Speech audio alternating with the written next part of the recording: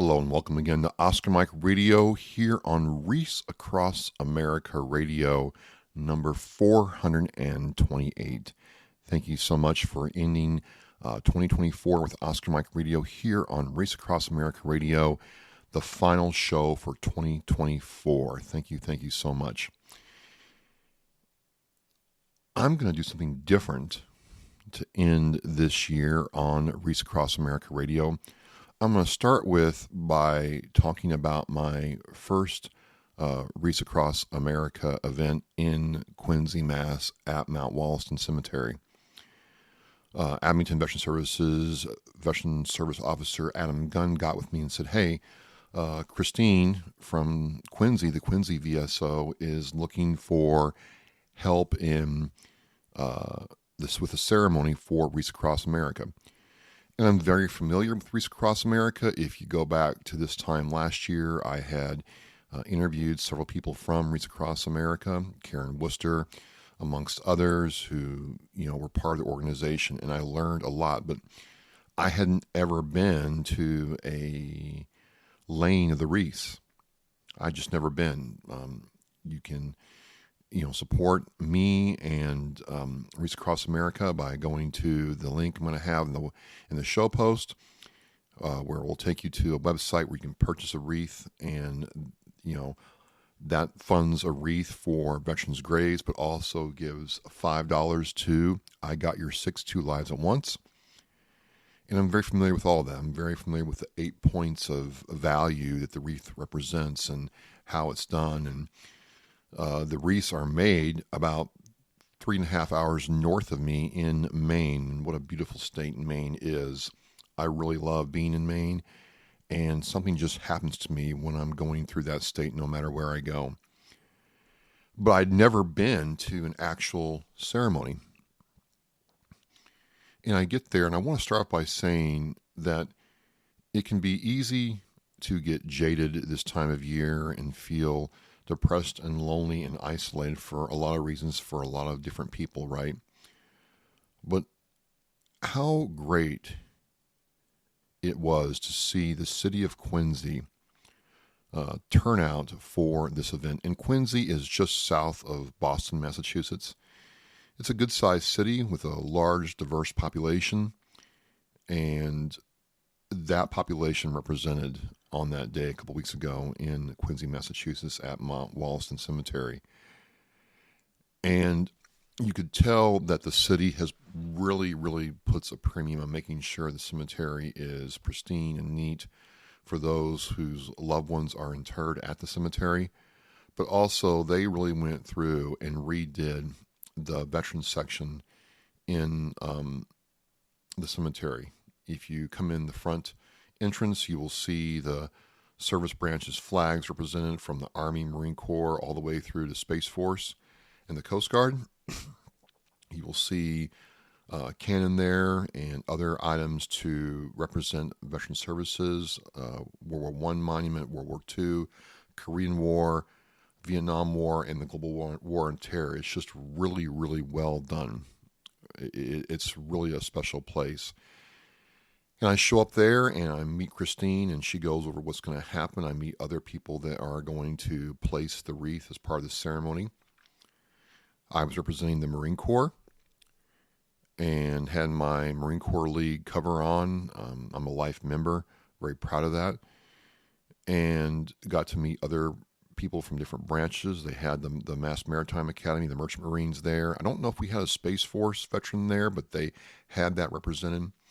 But, kudos to the Army veteran.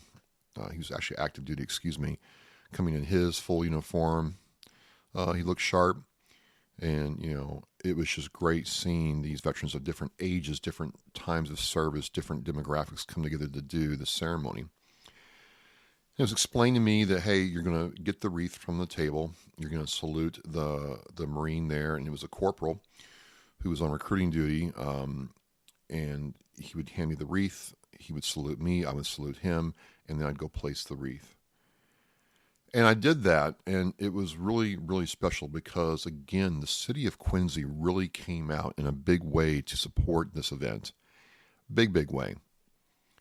and they really were proud of what they were able to do. And it was, all different demographics, different ethnic demographics, men and women, boys and girls, senior citizens, different nationalities in the Quincy area, a lot of Asians,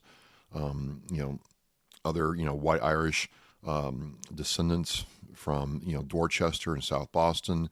It's truly a melting pot of a city.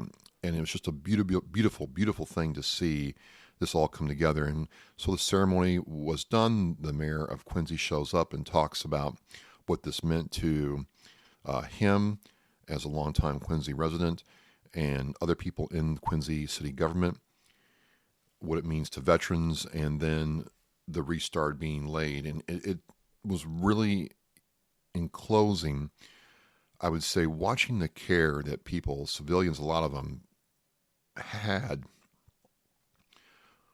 for the wreath and the wreath laying ceremony was really, really special. It was really, really unique. And I felt that if you were a family member of a veteran that had, passed away or fallen in service through some other way, that you could see that people wanted to make sure that that was honored.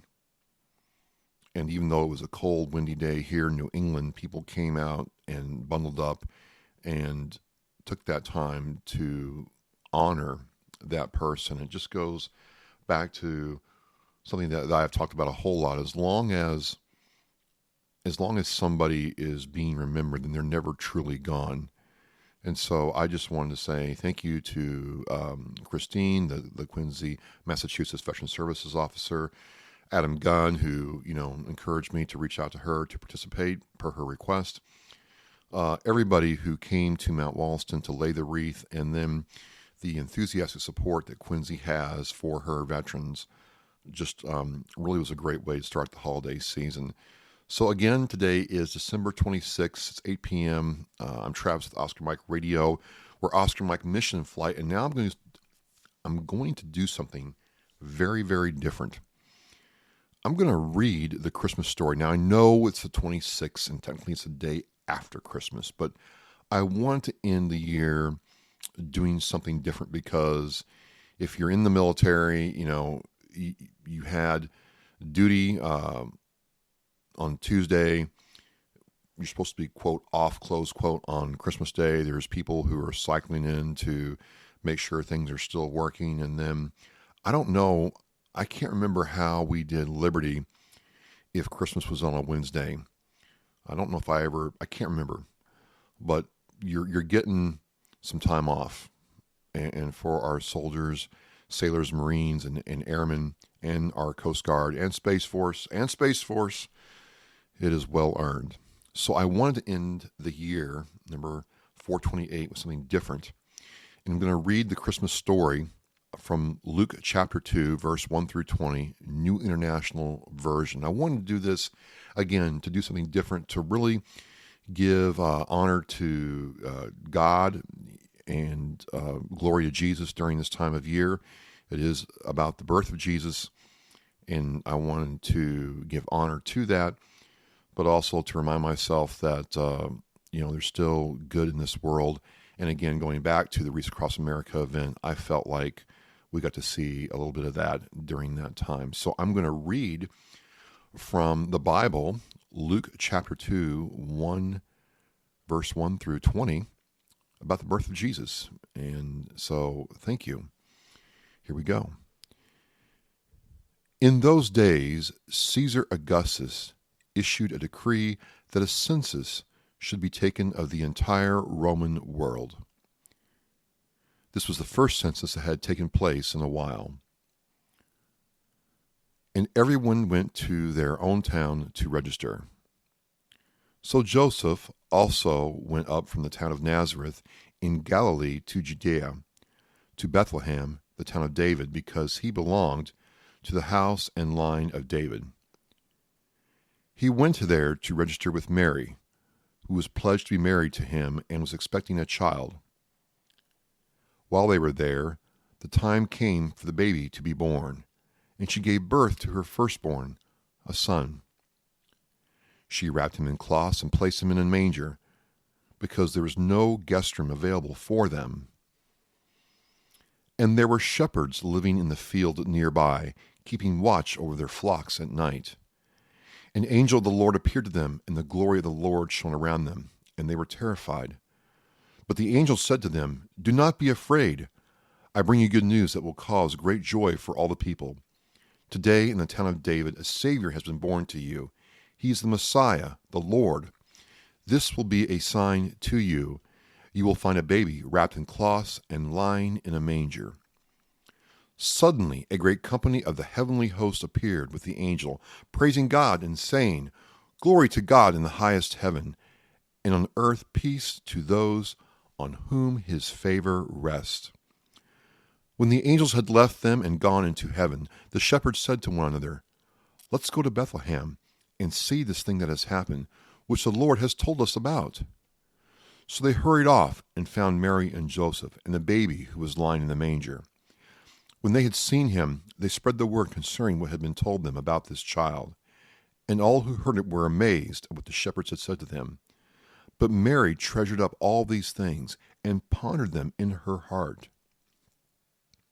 The shepherds returned, glorifying and praising God for all the things they had heard and seen, which were just as they had been told. I really hope that your year ends on a good note. I know that people experience loss, heartache, and hardship every day of the year, and the holiday season is no exception. But I hope that during this time that somehow, some way, you found a way to feel connected to all of us. For us veterans, for those who are serving the military right now, our active duty service members, many of them do not get to come home for Christmas or spend the holidays with their family. They are on ships, they are at air bases, they are, deployed somewhere or coming back to the U.S. from being deployed from somewhere. They're doing their job, and they sacrifice those times that a lot of us take for granted so we can have the kind of life and we can enjoy this time with family and friends. For those who have served, we go back and we remember those times where we got to go home and it was a great time during our service. We remember what it was like not being able to go home. And, for me, the chow hall had like a Christmas dinner, and it wasn't bad. Wasn't like home, but it wasn't bad either. And some of us got together and got around the tree we had put together. Thank you, Corporal Palatino and Corporal Rogers, God rest her soul. And we had Christmas. And we go back and remember those times. Not for that long, but still, those times happened. And increasingly, we are finding out the danger, the downward spiral isolation will do to someone. So regardless if you serve or not, regardless if you are serving now or not, this is just for anyone. Try not to isolate. It could be just with somebody, a friend or family member. But as long as you're around somebody, you're not alone. You don't have to be in a big, huge crowd of people or at a big Christmas party event. But I would encourage you just to be with somebody during this time. Because by us serving and being away from our friends and family, we can enjoy these times now. I end 2024 as Oscar Mike Radio on a very good note. I certainly appreciate all the great support I have gotten from everyone over this year, and things are looking very, very bright going into year number 9 of doing Oscar Mike Radio. And I certainly hope that your holidays are safe and happy. I appreciate, again, the ability to do this and keep doing this and seeing what has happened in my life and other people's lives, because people are deciding to serve, be outside themselves, and be in the moment with those they love and care about. And my objective is still the same as it was when I first started Oscar Mike Radio. I want to know that one day that my show helped one person. And if I can say that I helped one person, then I have completed the mission of what I have wanted to do with Oscar Mike Radio. And you might not want to start a podcast. You might not want to be behind a microphone or a camera lens at all. But for those of you who are serving other humans, and I say that because I don't want this to be limited just to veterans in this time. If you have volunteered to help another human being out, if you have given of yourself, taken time out of your day, taken time out of your life to help somebody and spent your money, but more importantly, your time touching someone else who may not be as fortunate as you, I think you're the greatest gift to our humanity at this time. We don't treasure you all enough. And the fact that you wanted to help somebody with no expectation of recognition or reward is truly admirable. So I want to close out this special Wreaths Across America radio show with Oscar Mike Radio saying thank you again so much for being a gift to humanity. I will see you all in 2025. We're Oscar Mike, Mission in Flight. Merry Christmas, Happy New Year, Happy Holidays.